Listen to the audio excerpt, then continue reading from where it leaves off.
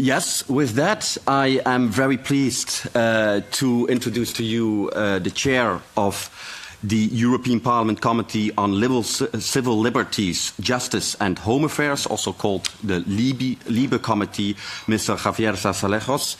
So it is a great pleasure and honor for us that you are hosting us. And I mean, being here in the European Parliament is really very important for us for symbolic reasons, obviously. And we don't take it for granted that we are given this opportunity, even though it is now for the third time. But still, we really appreciate that you are hosting us here today. So with that, I would like to welcome you and also really look forward to your introduction. Thank you. Thank you, Mr. Cuomo. Thank you, President Vickers. I'm really delighted to have you here, and I'm, I would say, particularly honored to have been invited to act as a host and to give my opening remarks in this discussion that you are about to start. So thank you for being here in the European Parliament to take part in this important discussion on digitalization of justice systems and its implication for the legal profession. This is the house of the European democracy, but also this is the powerhouse of European legislation. And both are so closely intertwined. Your presence here, then, is not only a sign of commitment to the profession, but also to the European project itself, because digitalization is not a technical detail. It is a transformation that affects how justice is delivered, how citizens exercise their rights, and how the rule of law is upheld across borders. So this debate is, therefore, about much more than procedures or technology. It is about ensuring that our union remains a community of law, where the guarantees of fairness, independence and access to justice are preserved and strengthened in the digital age.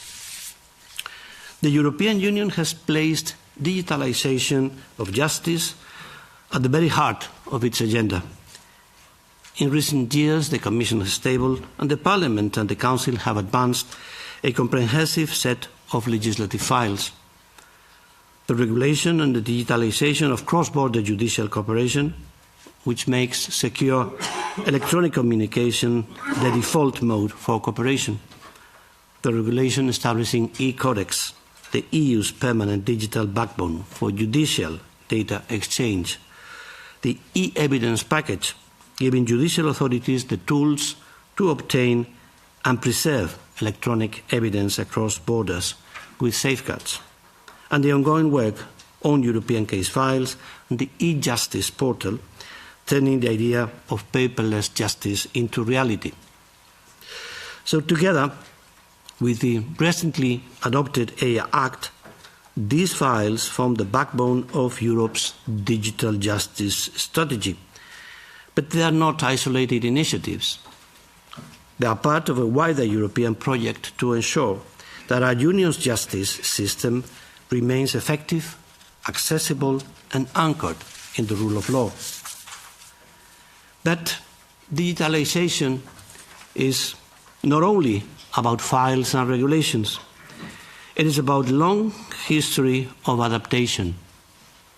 Every profession has been transformed by technological progress, and the legal profession is no exception. From the invention of the printing press, which changed the dissemination of law, to the arrival of the typewriter, the fax and email, technology has always redefined how justice is delivered. At each stage, lawyers and judges adapted, often after some initial resistance, and society progressed. Today we face a transformation of even greater magnitude, driven by digitalization and artificial intelligence. And once again, the legal profession is being called to adapt. But this time, the stakes are even higher. It is about ensuring that technological innovation strengthens and never undermines judicial independence, the protection of rights, on the rule of law itself. In all of these debates, one element is clear: the independence of justice systems, including the independence of the legal profession, is non-negotiable. And digitalization must reinforce, not erode, that independence. Technology must serve democracy, never the other way round. But at the same time, we cannot ignore the perception that many citizens across Europe increasingly share, that justice systems are under strain, and in some cases even regressing in their ability to deliver fair and timely outcomes. Delays, lack of transparency, and inefficiencies undermine trust in the rule of law. Digitalization, if approached wisely, can be part of the answer.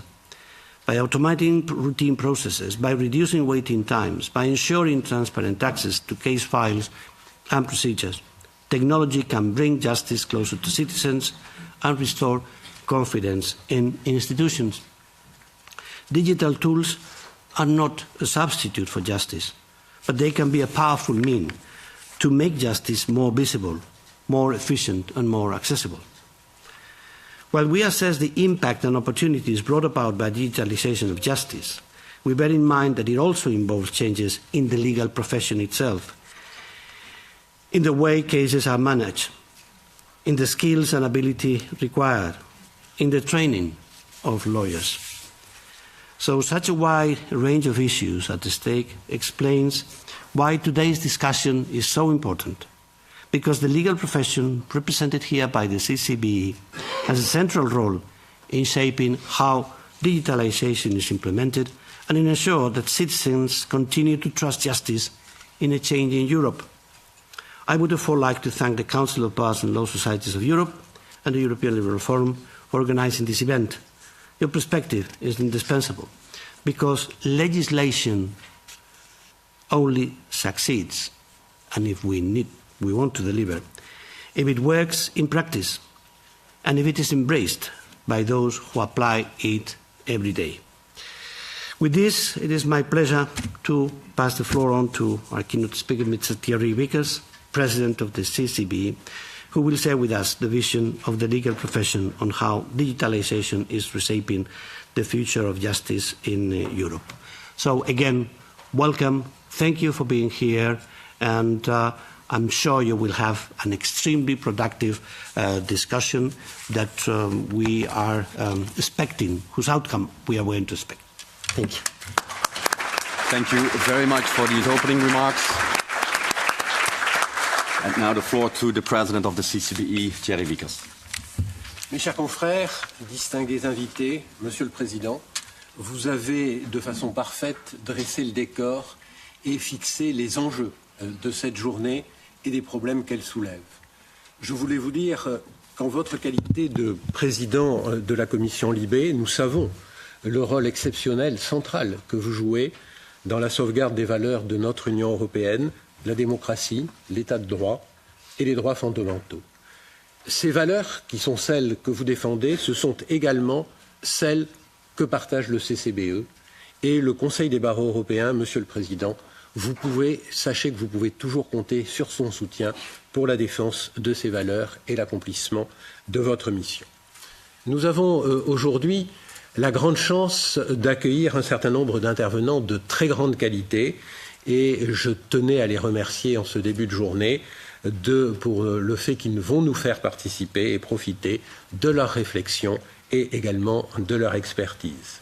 Je salue bien sûr l'ensemble de mes confrères et des personnes présentes dans la salle, ainsi que ceux qui nous suivent nombreux sur Internet. Vous êtes effectivement particulièrement nombreux et cela confirme incontestablement l'importance du sujet que nous traitons aujourd'hui. Pour terminer les remerciements, je voudrais aussi saluer la Fondation européenne des avocats qui, comme toujours, se tient aux côtés du CCBE aujourd'hui. C'est la troisième fois que le CCBE a ce très grand privilège de pouvoir organiser un événement au sein du Parlement européen. Vous savez qu'une fois n'est pas coutume, mais en droit, à partir de 3 fois, c'est une tradition et peut-être même des droits acquis pour le futur. Nous avons en effet traité ici, pour la première fois, d'abord il y a 2 ans maintenant, ou 3 ans, le rôle des institutions européennes dans la défense des valeurs fondamentales de la profession et dans l'administration de la justice. L'année dernière, en novembre 2024, le thème était le maintien de la justice dans une Europe en mutation. Aujourd'hui, donc pour la 3e fois, la digitalisation sera au centre des travaux de notre journée.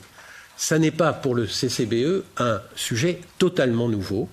Nous disposons d'un comité dédié aux droits des technologies de l'information et son président, Dominique Gersberger, participe aujourd'hui à la table ronde numéro 1.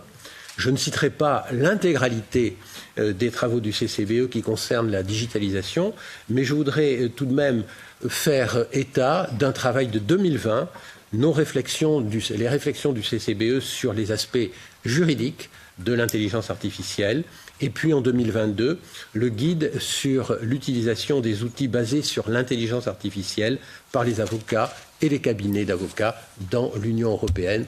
C'était avant ChatGPT et déjà nous avions identifié l'intelligence artificielle générationnelle comme un élément majeur du changement dans les activités de la profession d'avocat et de la justice. Il y a également un certain nombre d'autres contributions. Je ne vais pas vous en infliger la lecture et je passerai immédiatement à la présentation de la structure de notre journée. Nous avons donc préparé 3 tables rondes et chacune aborde un des aspects essentiels de la numérisation de la justice. La première table ronde, elle est centrée effectivement sur la numérisation du système judiciaire lui-même au sein de l'Union européenne. Quelles vont être les conséquences de cette digitalisation et quelles vont être les conséquences pour les juridictions, pour les avocats et, pour finir, pour les justiciables. Nous avons évidemment, et vous l'avez rappelé, nous sommes pris dans ce dilemme. Nous saluons bien entendu l'ambition de moderniser la justice et nous aussi, nous considérons que ces outils numériques sont indispensables s'ils peuvent améliorer l'efficacité, la transparence, l'accessibilité de la justice. S'il y a là une solution aux difficultés que rencontre la justice, il faut incontestablement les utiliser et les mettre en œuvre. Mais, bien entendu, pour nous, la digitalisation, la technologie ne doit pas faire autre chose que servir la justice. Elle ne doit pas être une sorte de béquille pour une justice qui ne pourrait plus marcher sur ses 2 jambes. Elle doit être là pour rendre la justice plus accessible et pas constituer un obstacle, car il faudra se rappeler qu'un certain nombre de nos concitoyens ont des difficultés à se servir des outils numériques. Et elle doit également aider les avocats dans l'accomplissement de leur travail et non pas remettre en cause un certain nombre de principes dont vous avez rappelé à quel point ils étaient importants, le premier étant bien sûr l'indépendance de la profession d'avocat. Voilà donc le sujet de la première table ronde. En ce qui concerne la seconde, nous allons nous concentrer sur nous-mêmes, les avocats, et l'intelligence artificielle, pour savoir ou essayer de savoir où nous allons et surtout où s'arrêterons-nous. Donc, effectivement, c'est un panel extrêmement excitant car, incontestablement, l'évolution technologique la plus intéressante et la plus passionnante de notre époque, c'est l'intelligence artificielle. Quelle chance extraordinaire d'être une génération qui va connaître une révolution. C'est cette révolution que nous allons essayer un petit peu de dévoiler et d'étudier au cours de cette 2e table ronde. Et puis, 3e table ronde, et nous terminerons cette journée par cette interrogation: comment seront garantis les droits fondamentaux dans le cadre de cette transformation numérique de la justice? Et bien évidemment, nous considérons le CCBE, et je crois, Monsieur le Président, que vous nous avez dit que c'était également votre prisme de lecture, nous considérons que la transformation numérique doit être évaluée sous l'angle du respect, de la défense et même du renforcement des droits fondamentaux.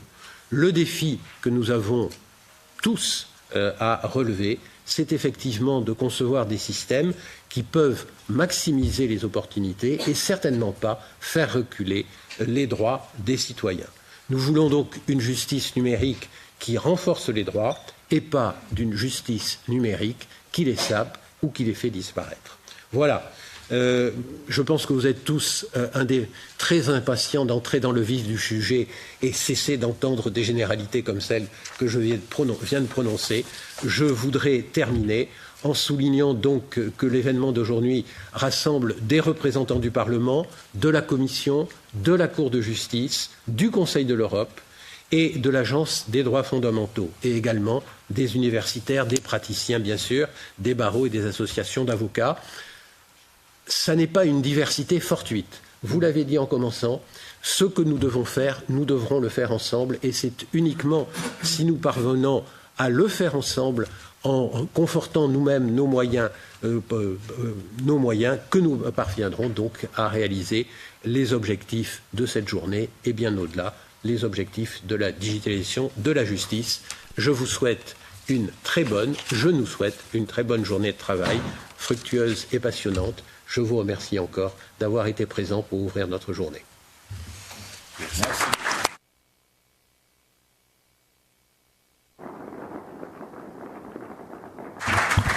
Merci, Monsieur le Président. Vous avez dit qu'une fois ne fait coutume, mais 3 fois, et davantage l'animus manendi, ça fait coutume. Donc, je crois que la première conclusion de cette réunion peut être celle de déclarer la coutume déjà établie. Parfait.